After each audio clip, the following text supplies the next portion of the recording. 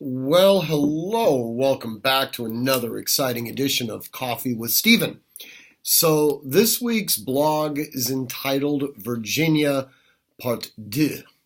So, those of you who have been reading the blog probably read a couple of weeks ago how in Virginia, the Democrats now hold both the governorship as well as the state house. And as a result of that, unable to control themselves, the very first thing that the Virginia Democrats decided to do was push through what many would consider to be incredibly onerous level of gun control initiatives. To a large extent, kind of mirroring what we've been living with in California for a number of years. But there is one unique one that is ridiculously problematic. Essentially, they said that firearms training is potentially illegal. It's a little bit more nuanced than that, but for the purposes of this discussion, we'll just say that they're trying to outlaw firearms training. A number of sheriffs within the state of Virginia have taken an opposing view towards this, as you can imagine. And a number of what we'll call sanctuary counties have started to develop, sort of taking their impetus from the different counties throughout the country where they've sought to protect illegal aliens. They've become Second Amendment sanctuary counties where sheriffs and other chiefs of police have essentially said, we will not enforce what we consider to be unconstitutional laws that have come out of the State House.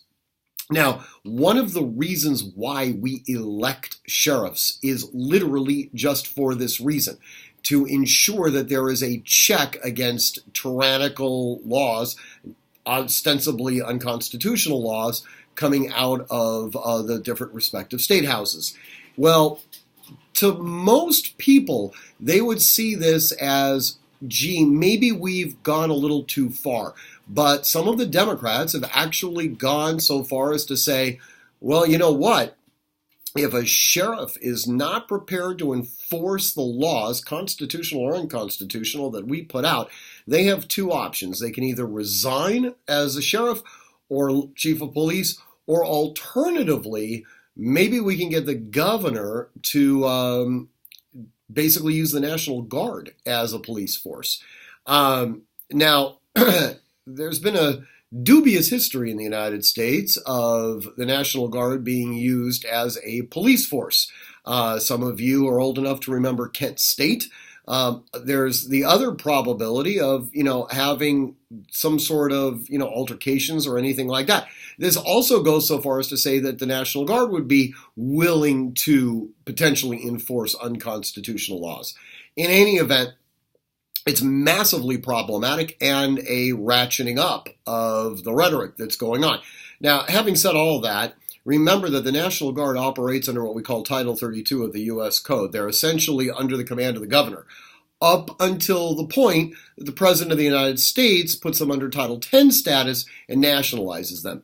So arguably, if the governor of Virginia were to ever try to use the National Guard to enforce what many would consider to be unconstitutional laws, there's a high probability that the president would simply nationalize them and order them to return to their barracks.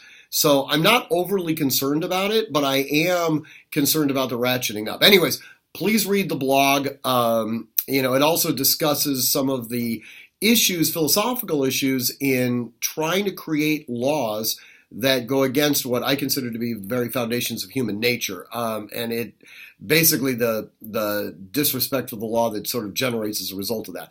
So anyways, I hope you enjoy the blog. As always, I want you to be training constantly, consistently, repetitively, and with purpose. And above all else, stay safe.